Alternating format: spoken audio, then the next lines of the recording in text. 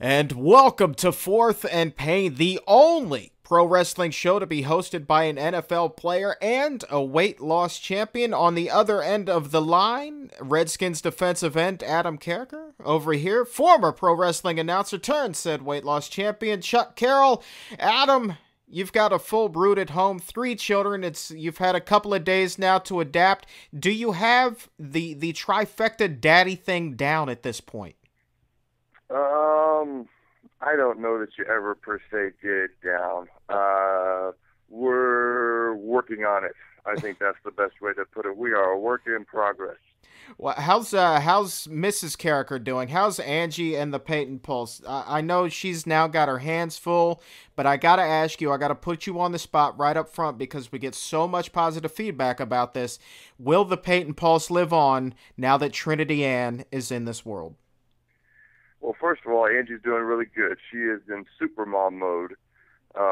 She's got like her super mom powers where and the super mom powers consist of needing no sleep, never-ending amounts of energy, ridiculous amounts of patience with the kids, maybe not as much with dad, and just an amazing ability to do something that just completely exhausts me. As far as the Peyton Pulse, I'm pretty sure that'll continue. If I remember right, we did it from our hotel, or not our hotel, but the hospital room last week, like less than 36 hours after Trinity was born. So I'm pretty sure it's going to continue on. That is a good point, man. You guys were radio troopers for doing that, and it really caught me off guard and was really something special. So kudos to you guys for calling into the show from the hospital room, newborn and all. I mean, that was really fantastic. Now, last question on the home front. Obviously, you also have 2 kids there already. You've got Jacob, you've got Addison. How are they handling the new addition? Oh, they're actually doing really good. They love their little sister. The other night, when we first got home from the hospital, Angie went to go pick them up from our neighbors, and I was just holding Trinity in the living room, and I heard them come in, and I just hear Trinity, which is Jacob running in the house, and he's so excited to see her. And then I hear Addison, who's about a year and a half. Jacob's 3, Addison's a year and a half behind him. Go, Trinity! Trinity! And they're both just like running in. They just can't wait to see her. So it was pretty cool. That's awesome, man. That's awesome. And is Angie getting any sleep at all? I mean, let's be honest here. New baby means not a whole heck of a lot of sleep. Well, we've had 3 kids, and I wouldn't say any of our kids have been night terrors. I think we do a pretty good job of being able to get them to sleep through the night. But of the 3, I would say Trinity's probably right out of the gate, or right out of the womb, if you will, the sleeps the best through the night. You got to feed her about 3 or 4 different times, but that's not bad at all for a newborn. So she's doing really good. Right. Well, I'm pretty much the same way. You know, you got to feed me 3 or 4 times, but as long as I get those 3 or 4 feedings, you know, I'm pretty happy. I'm pretty content. And I'm not going to give you too much of a hard time. Now, here's my question. Is it your brother? Because you live with your brother and his wife. So is it your brother or his wife that has to put you over their shoulder and burp you? Which one does that? It's actually my brother because, you know, he gets a little bit jealous, you know, if I get anywhere close to his wife. So he's very protective of her. So he's the one that does all of the burping and stuff. And he changes me. Oh, that's disgusting. Does his wife, does she pump so you can have a little breast milk to eat in the morning? That is nasty. Then that conversation ends right now. No. Although that is organic, I just can't see myself going that route. Oh. I will say this. It's true story. Hashtag true story. There is a former Redskin who shall remain nameless. Strong, I think accurate rumor that he drank colostrum and ordered it online. Is that breast milk? Colostrum. Yeah, colostrum. When the baby is first born, the breast milk doesn't come out right away. Colostrum is what comes out, which is the most nutrient-rich, basically, thing on earth. For about the first 48 hours, then the breast milk actually comes. It's the most important thing for the baby to have. And so this guy, who shall remain nameless, used to order it offline, and he used to drink it. That is disgusting. It is utterly disgusting, but I guess it shows you his dedication, I suppose. I don't know. That's just disgusting to me. Yeah, you're going to have to tell me off the air who that was. You say he's a big, I'll strong... give you 3 guesses off the air. You'll be able to get it. Okay, fair enough. I actually think I have a pretty good idea as it is. But all right, here we go. Speaking of Redskins, another difficult day at the office. They dropped their 3rd straight, and in the highly trumpeted battle between Cam Newton and Robert Griffin III, Cam Newton gets the best of them as the Carolina Panthers down the Redskins 21-13. After the game is when it truly got difficult, and Coach Shanahan, Adam, he came out and he outwardly said, you know what, this season is largely over and we're evaluating talent to see who wants to be here next year. And we're only at week 9. That is a very difficult pill to swallow. Well, I heard him say they're evaluating talent. I don't know that the season is essentially over. You can look at it like that, but I mean, I'll be honest with you, as a football player, I never assume that my job is secure. I assume that because you're constantly being graded, you're constantly being watched, and not even just by your own team, by every team in the league. So if for some reason somebody in your team doesn't like you, they get rid of you, you got to make sure other people around the league like you. Obviously, you want the Redskins to like you first and foremost, but you're constantly being graded and evaluated, no matter when it is or how the team is doing. Well, here's my thing, going back to the game, and then maybe we can touch base a little bit more on what Shanahan said after the game. But going back to the game, this was one of the more lethargic offerings of the Redskins offense. And just the layman fan in me thinks, because the Panthers defense has the opportunity to go against a similar offense and a similar style quarterback in Cam Newton every single day, they were very well prepared, better than any other team so far this season, for what Robert Griffin III, Kyle and Mike Shanahan and the Redskins were going to be bringing to the table today. And I think that played a huge role in limiting the team to just 13 points today. Do you think that that's an accurate assessment? I'm sure it helped. I'm not going to say that it played a huge role because I don't see the Panthers running the veer option or the triple. Well, they do run the spread a little bit, especially in 3rd and short, but I don't see them running that triple option, putting guys in motion and all that stuff that you see our offense doing. So I'm sure it helped them out a little bit, but I would be surprised if it's a huge deal. Another thing is everyone wants to compare Robert and Cam, and there are some similarities. They both like to run. They both have big arms. But the fact is Robert is more accurate. Cam is bigger. Robert is faster. So there's similarities, but there's vast differences as well. And how important would it have been for Washington to get this win headed into the bye week? I mean, does this just kind of really put a damper on everybody's plans? Maybe the vacation isn't going to be nearly as sweet at this point? Well, I suppose I'm supposed to say certain things, but basically, yeah. As a player, I remember last year, it was week 5. We played our first 4 games, and we really wanted to get that win in week 4 to have a great bye week, and we ended up getting that win in St. Louis, and it really launched you into the bye week, and you're a lot more carefree. When you're going in with losses, especially 3 in a row, it makes it a lot less enjoyable. It makes it a lot more difficult.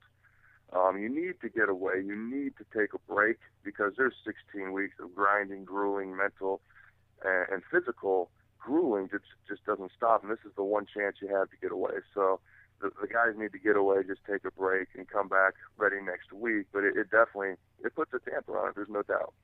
Well, and it's always difficult to find some positives in there. I'm going to try my best, even though a lot of people probably aren't going to want to hear this. I am Johnny Positive, as we've discussed time and time and time again. Here's the thing. I look at a guy like Alfred Morris, who goes out there, gives it his all, 13 carries, 76 yards, including an 18-yarder. Robert, under center, just continues to put his body on the line just because you can see in this guy, his desire to win is so great that there's nothing he can do to contain himself during the game. When it gets down to crunch time, he's going to do what he has to do in order to move the sticks, in order to get into the end zone. And I still say, even though they came up short today, even though the season hasn't exactly gone according to plan, Adam, it is still exciting to watch this kid and his desire, his heart, and his determination week in and week out. And that is my biggest takeaway heading into the bye. I agree with you. I mean, we got two rookies starting in our backfield, and Robert and Alfred, and it's good for the future. The future is bright, and like I said, the present to me is not dead. It doesn't look great at the moment, very admittedly, but the fact is that there's a lot of positives to be taken away in an otherwise dark, few weeks in Redskin Nation. And I guess last thing about the game, well, two things. Joshua Morgan had himself a heck of a game today. I was pleased to see him. 6 catches, targeted 12 times, 46 total receiving yards. Just he seemed to be the go-to guy at the wideout position. But then the referees, the full-time regular referees, have a replacement moment when the side judge, I do believe it was, blew the whistle on a D'Angelo Williams run, I guess signaling that he was out of bounds, even though he was nowhere near the white line, the out of bounds line. The play continues, but the NFL rule states that the play should have been dead when the whistle blew, meaning that the ball should have been, I guess, marked where the whistle blew. And the whistle blew long before he was in the end zone. And so maybe, I believe I read somewhere, Adam, and maybe you're more familiar with this than I am, that the Panthers then would have had the opportunity to either say, okay, well, we'll take the ball where it's been spotted, or we can play the down over again and essentially get a mulligan. But neither of those two scenarios end with Williams in the end zone and a Carolina touchdown. What did you take away from that play? Well, I definitely thought I heard a whistle. And if you watch certain guys on the defense, especially like Perry Riley, I mean, he had a chance to make the play, and he said after the game he heard a whistle. Well, if he goes and hits the running back and there's been a whistle blown, well, that's a flag. So you can't get mad at Perry Riley. He hears a whistle, he's going to stop. And everybody clearly heard a whistle. They replayed it. There was clearly some sort of a whistle. But from what I understand, that wasn't even a debate amongst the refs. Whoever blew it, I don't know, somehow didn't hear it, didn't know he blew it, because nobody's stepping forward to say they blew the whistle. And so I guess in their eyes it wasn't even a problem, because Coach Shanahan said after the game they were debating a holding call. That's a very debatable holding call that was not called, but that's their judgment call. But nobody really stepped up to say, "Hey, I blew the whistle." So there's clearly a whistle. Somebody blew it, and you just stated what the NFL rules state should have happened. Didn't happen. I don't know what else you do. I can't really fault anybody on the defense. Like I say, if you hit somebody after the whistle's blown, it's a penalty. So I don't know. It's a very frustrating situation, and we got the raw end of the stick, plain as day. Yeah, it was just one of those fluky things that's going to be talked about for the weeks to come, but it just interesting to me, and I'm not saying that would have necessarily turned the tides for the Redskins today, but it certainly would have helped. But you never know. I just find it very peculiar that something like that could still happen, despite the fact that these are the regular officials here and not the replacements. But Adam, let's move on, man. Let's go on that final drive. Let's take a spin around the league. Plenty of other action to get to. So Peyton Manning, he throws 3 touchdowns, and the Broncos battle back in the fourth quarter to upend the Cincinnati Bengals 31-23. Manning now 8-0 all-time against Cincinnati. Meanwhile, Joe Flacco connects with Torrey Smith with 4:26 left to lead the Baltimore Ravens to a 25-15 win over the Cleveland Browns. It was their 10th straight win over the lowly Cleveland franchise. Aaron Rodgers, Green Bay Packers, he throws for 218 yards and 4 touchdowns as Green Bay dealt the Arizona Cardinals their 5th straight loss, 31-17 the final there. The Houston Texans holding the Buffalo Bills to just a trio of field goals as Matt Schaub, Arian Foster and company improved to 7-1 on the year with an easy 21-9 victory. Up in Indianapolis, Andrew Luck broke the NFL single-game rookie record, throwing for 433 yards against the Miami Dolphins. The Colts win this one 23-20. Luck adds a pair of touchdowns in the win. The Detroit Lions have what may have been their best game of the season. Michael LaSure runs for 3 touchdowns in the 31-14 win over the Jacksonville Jaguars. Chicago Bears, Brian Urlacher, he returns an interception for a touchdown. Jay Cutler threw 3 touchdowns of his own, each of which went to Brandon Marshall, and the Bears stick it to the Tennessee Titans 51-20. Seattle, Russell Wilson throws for 3 touchdowns, including 2 to Golden Tate, and the Seahawks defense holds Christian Ponder to just 63 total passing yards. Adrian Peterson's 182 yards and 2 scores, not enough. Seattle over the Minnesota Vikings 30-20. Pittsburgh's defense holds Eli Manning and the New York Giants to just 182 net yards. Big Ben surpasses that on his own, passing for 216 and a pair of scores. In the Pittsburgh Steelers 24-20 win, Giants, Michael Bosley with a 70-yard fumble return for a touchdown in the loss. And the Tampa Bay Buccaneers, they showed signs of life in the black hole as they upend the Oakland Raiders 42-32. Adam, anything to take away outside of the Redskins win or the Redskins loss this week? Yeah, there's a couple of things. I think Peyton Manning, every week, he has to bring his team back from behind, whether it's 24 points at San Diego, whether it's that Monday night game, and he throws 3 picks in the first quarter, and then has to try and bring it back against the Falcons a while back, today earlier against the Bengals. I think he should go out and he should play like a half of football by himself. And then the first half, because he seems to be warmed up and ready to go by that second half, but that first half, it just takes a while, I guess, to get the old neck cranking and get it rolling, I suppose, because every game, it's just that second half he takes off, but he just seems to struggle in that first half. Ain't nothing wrong with that. Father Time catches up with us all. Just do a little extra stretching and warming up. That's all I say. Is he a guy, though, that is seriously just more comfortable playing from behind? Maybe that truly is his element, and he needs that deficit to overcome in order to function at his highest possible level? Well, has that ever been his MO? I've never once thought of him as that guy in Indianapolis. I remember there was a Monday night game they played at the Dolphins about 3 years ago. The Colts had the ball for 15 minutes, which means the Dolphins had the ball for 45 minutes, and the Colts beat them by double digits. I mean, he's not about, time of possession. He's not about, not that he can't bring guys back, because he can obviously make comebacks and lead his team to comebacks, because he's done it many times this year. But I think it should take him a little while to get into the flow of the game and maybe get the old arm cranked up a little bit, because once that second half rolls around, he really gets going. And the other thing, you said aside from the Redskins, but I did see something interesting during the telecast today. Another thing I found very interesting, Trent Richardson, who is a very good running back, having a good season for a rookie. He has about 400 and some rushing yards this year. Alfred Morris, and he was the first running back taken. I believe Alfred Morris was about the 15th or 14th running back taken, and he's got about 700 rushing yards. So that just kind of, giving some more props to our rookie running back who surprised a lot of folks and having a great season. Yeah, Alfred Morris, definitely one of the more pleasant surprises, and one of the things that really blew away the commentators, and they made mention of this in the game as well. Entering training camp, this was a guy that was 4th on the depth chart. He overcame Royster, he overcame Halou, and Tim Hightower was still around at that point. So training camp opens, he's number 4. He overcomes each and every one of those guys to become the week 1 starter, and he literally has taken that ball and carried it. No easy feat, but congratulations, Alfred Morris. You are definitely a bright spot in this season. All right, Adam, what do you say we change gears here a little bit? Look back at Saturday. Let's talk a little bit of college football, because there's a lot to talk about at this point. Alabama and Oregon still undefeated, still 1-2, and I believe I got a text from you that said something to the effect of Oregon could really handle Alabama, or at least pose them a significant challenge.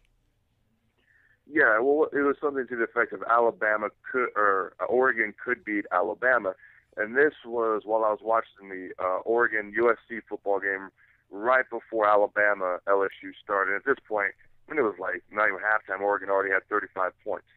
Now, the final score of that game between Oregon and USC was 62-51, and as you know, Alabama came back to beat LSU 21-17. But here's what I've been saying. Some people are saying this Alabama team is one of the greatest teams to ever play college football, and they look like it. Before Saturday, that's what they look like. But here's what I'm saying. Who have they beaten? They played a Michigan team who has 3 losses, and my Cornhuskers, who have a legitimate shot at winning the Big Ten title this year, but are not a national championship team, beat them by 13 points. They also beat a Mississippi State team who just lost to A&M by about 20 points. And those are their two best opponents. Only two ranked teams they played. I don't even know if those two teams are ranked anymore. So what I'm saying is this: I don't know who they've beaten. They've beaten a team like Tennessee, who's not ranked, not even close to being ranked. And so their first real test was on the road, a night game in LSU against Happy Valley, a team looking for revenge. And they give them all the props in the world. They won. But Nick Saban even said it after the game. LSU dominated Alabama for lengthy portions of that game. So what I'm saying is Alabama's a good team. They might be the best team. What I'm saying is if Oregon can play any speck of defense, I think they have a legitimate shot if they get that opportunity to beat Alabama for the national title. That's what I'm saying. That's what I meant by that text. Well, let's take a look at who Oregon has left. 3 games left on the docket, none of which are exactly pushovers. They're at Cal this coming weekend. Then they finish up against 2 ranked teams. You've got Stanford at home, and then you travel to face Oregon State to wrap up your season. Stanford heading into this week, I believe, was number 14, Oregon State number 11. I haven't seen the latest polls, but those are 2 very good teams. And so those are going to be significant challenges for this Oregon team. The 2 biggest challenges, at least poll-wise, that they faced all season. I'm looking at their schedule now. Outside of facing Arizona, I guess in week 4, Arizona was ranked 22 at the time. They annihilated them 49-0. They get by Washington a little bit later on. Washington ranked 23rd at the time. They roll by them 52-21. But outside of those 2 games, they hadn't played anybody ranked either. So what I'm saying is it's really hard to judge based on strength of schedule who the best team is right now. Because really, none of them have faced supreme talent. This Alabama-LSU game is the closest thing that we've gotten so far. Well, that's what I was saying. The big knock on Oregon is they hadn't played anybody. You know, they played USC, and USC just got their 3rd loss, so maybe they're not ranked, maybe they are. They're probably going to have to play USC again in the Pac-12 title game. But I was like, who has Alabama played?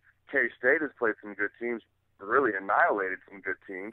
Notre Dame has played a lot of big-time prestige college teams such as Miami, Michigan, Michigan State. Went into Oklahoma, beat them on the road, which is a nice win.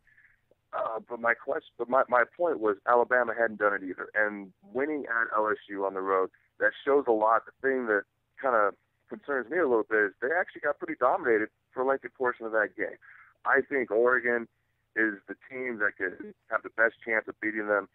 They give up 51 points to USC, which makes me question what I'm saying, but that offense is just ridiculous. It is disgusting. It is sick. It is literally video game-like. It looks a lot like the offense I used to run back when I played video games pre-child days of Adam Carriker back in college. I ran the no-huddle. I ran about 100 plays a game, and I drove people nuts, just like Oregon did. And I dominated fools. I'm telling you right now, I dominated people. And if you beat me, you had to run fast because I was mad. And that never happened. But, you know, to me, Oregon's that team that could be a challenge. Kansas State, depending on what's going on with Collin Klein, and you and I discussed a little bit before the show, we think it's something concussion-wise. Nothing's really been released for anybody to know. If they lose him, to me, they don't have a chance of beating them. With them, they would have the next best chance. And then you got to put Notre Dame in there just because they're undefeated. They have beat some big-name teams, although when you struggle like you did against BYU and you struggle like you did against, I don't remember who they played, Pittsburgh last weekend, really makes me question and wonder. Essentially, they should have lost to Stanford, but apparently the refs can't see or hear these days. So, but I think they'd have to be that next team. Well, here's the thing. You know, I have K-State's schedule pulled up in front of me. And of all the top teams right now, the undefeated elites that remain, Kansas State has faced the most daunting schedule. Okay, check this out. They've got a win over Oklahoma on the road, mind you. They've got a win on the road at West Virginia, who at the time was ranked 13th. They follow that up with a win over the number 14 ranked Texas Tech.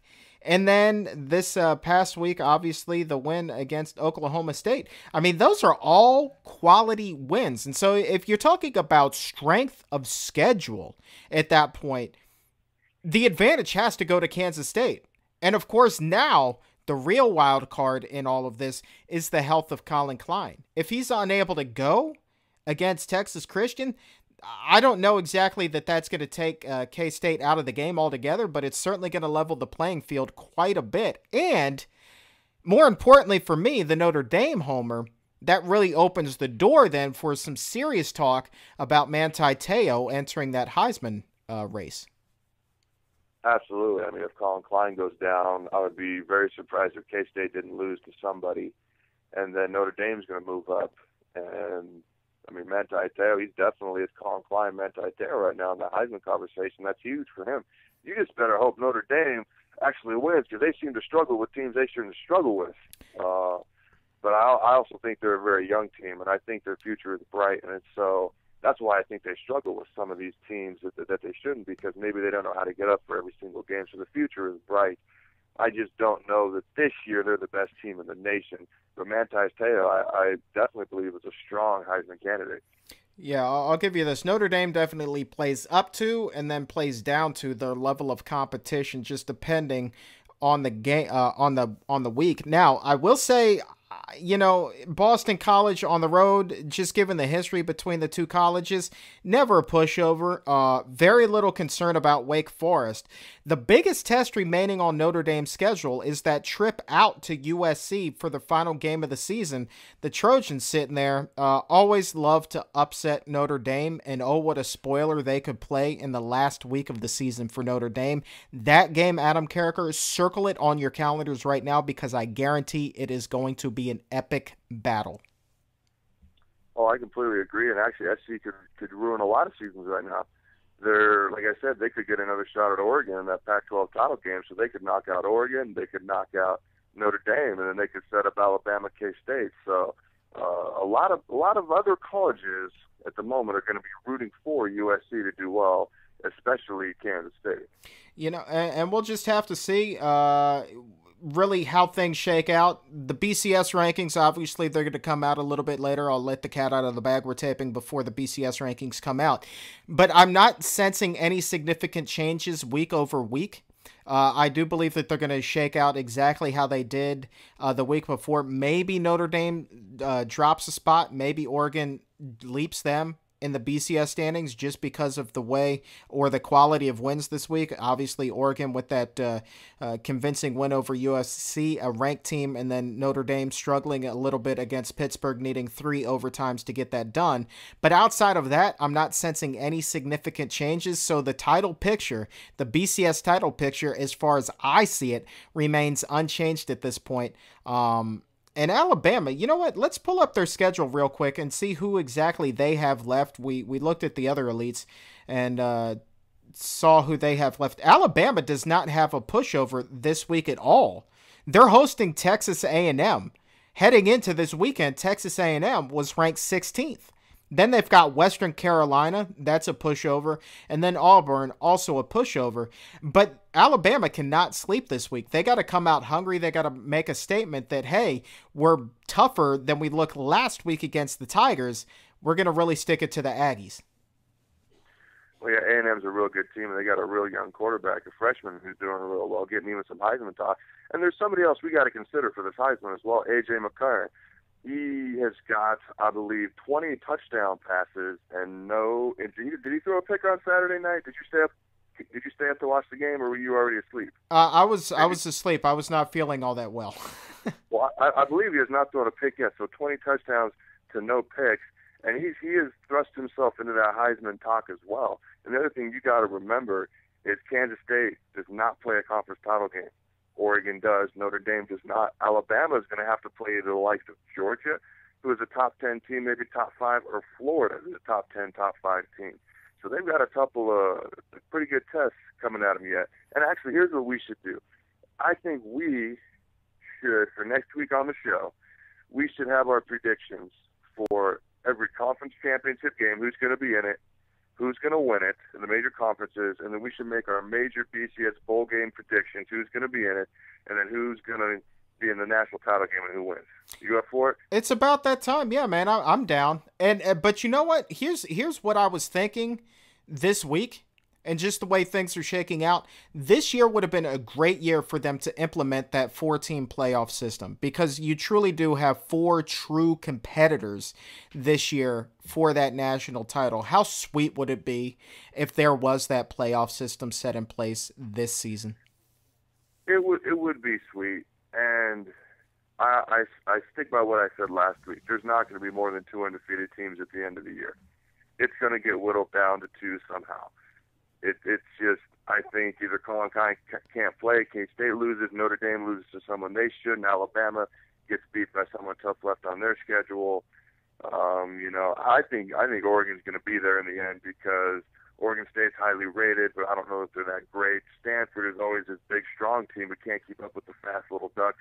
And then they're going to have USC again, who poses a threat, but they went into the Coliseum and pretty much do what they wanted offensively anyway. So, but I still maintain there's not going to be more than 2 undefeated teams. All right, man. Well, we'll save all of those predictions for next weekend. But before we wrap things up this weekend, let's switch gears a little bit, touch a little bit on wrestling. Obviously, this is the only pro wrestling show to be hosted by an NFL player and a weight loss champion. So why don't we go ahead, talk a little bit about wrestling. Adam, obviously all the focus in WWE right now, well, at least the vast majority of it, Team Foley, Team Punk at Survivor Series. But kind of the forgotten man at this point, Dolph Ziggler, still has that Money in the Bank, did not cash it in as he said he was at Hell in the Cell. So he still has this thing that he's going to cash in. And so my question is, would it be better for him to just kind of fall back and fall off people's radars a little bit, and then boom, come out of nowhere, say at the Royal Rumble or maybe the Elimination Chamber before WrestleMania, before cashing that thing in, or maybe even wait until WrestleMania to cash that thing in? Or I believe that you even floated the idea of him cashing it in and saying, hey, buddy, I'm going to challenge you. I'm cashing in this Money in the Bank. I'm challenging you on this specific day at this specific night. You prepare, I prepare, mano a mano. May the best man win. That's what I would like to happen. To me, that is different. It would set him apart. Only one person in history has done that with the Money in the Bank, and that was Rob Van Dam, and he challenged John Cena at ECW's One Night Stand in the Hammerstein Ballroom, and he ended up winning. Everybody else, Edge did it a couple times, CM Punk did it on Raw. Everybody else picks a time with the champions, either a little cuckoo, knocked a little silly after a hard match. And that just seems to be what everyone does with that. That's how they win the title. And that's what's going to happen with Dolph Ziggler. That's how he's going to win it.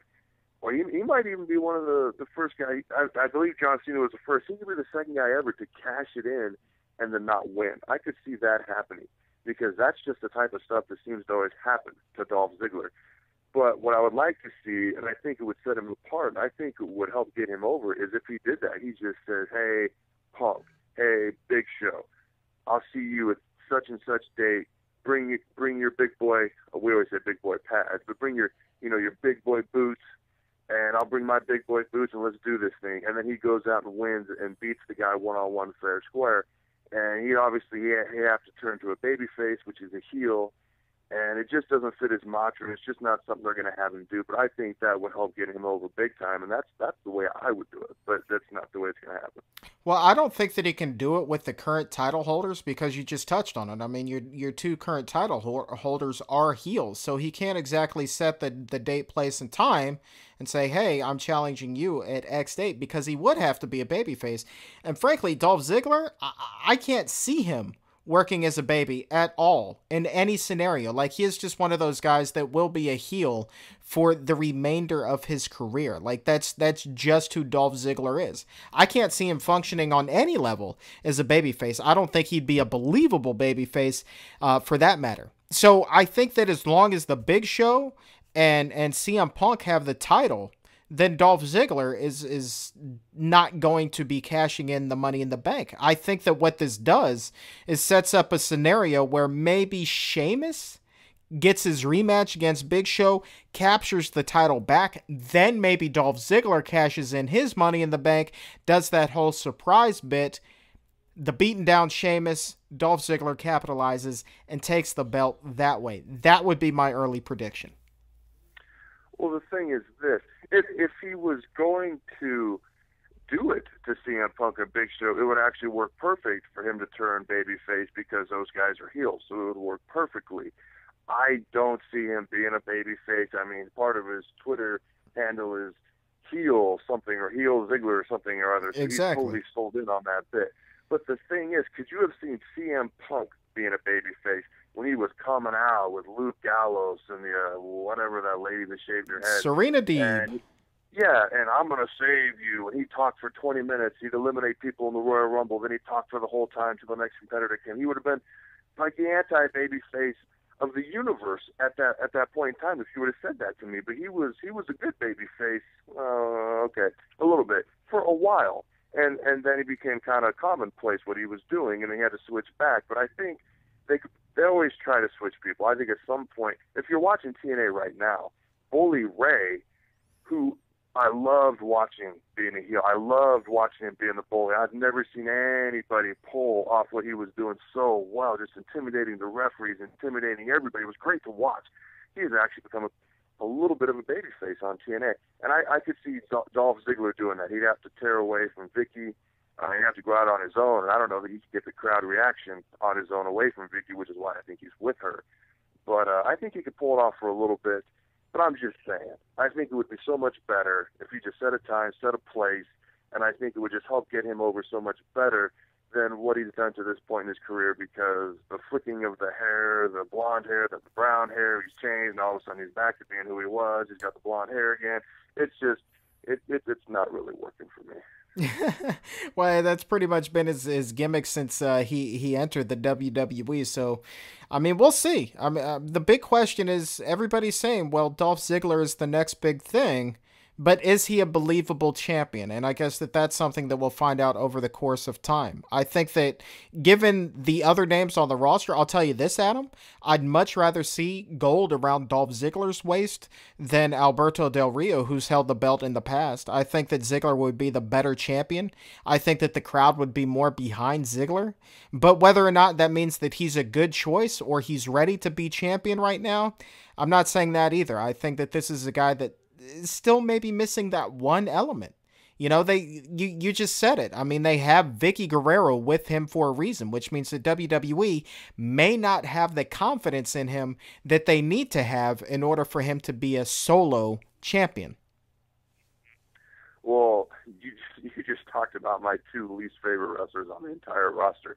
Alberto Del Rio, it is my destiny. What the frick ever. Those are my two least favorite guys on the entire roster. Maybe that's why they went with Ryback like 6 months before they should have. Right. Because if those were their other two best options, hey, go with Ryback. Right. I'm just, those two guys have just never really worked for me. I literally fast forward through my DVR as soon as I hear that Mexican music and I see that car come out and I hear the guy talking in the ring with the long hair that I can't understand what he's saying because he doesn't know how to speak in English properly. Mexican Roderick Weiss. Oh, I know. I was just cutting a little promo on it. But it's just like, I personally don't enjoy watching those two dudes. So I'm hoping they bring somebody else up and bring somebody else to the cream of the crop, Ryback. And I hope they didn't ruin Ryback. That's my only fear about that storyline because that really could have been over the top if it was done properly. Well, it's only a matter of time before you're writing for WWE anyway, and so then you can right all of these wrongs and make sure that everybody is pushed properly and where exactly they need to be. So patience, my friend. As soon as your playing days are over, maybe you won't be stepping into the squared circle, but you'll definitely be on that creative team. You've got my endorsement anyway. Well, I appreciate that. That just means the entire universe to me, Charles. Well, I wish that your name... Okay, anyway, all right, buddy. On that note, I got nothing left other than to say that we are fresh out of time, and thank you for believing in our weirdness. I'm Adam Carriker. I got the largest arms on the D-line. Peace out, Fourth and Painters.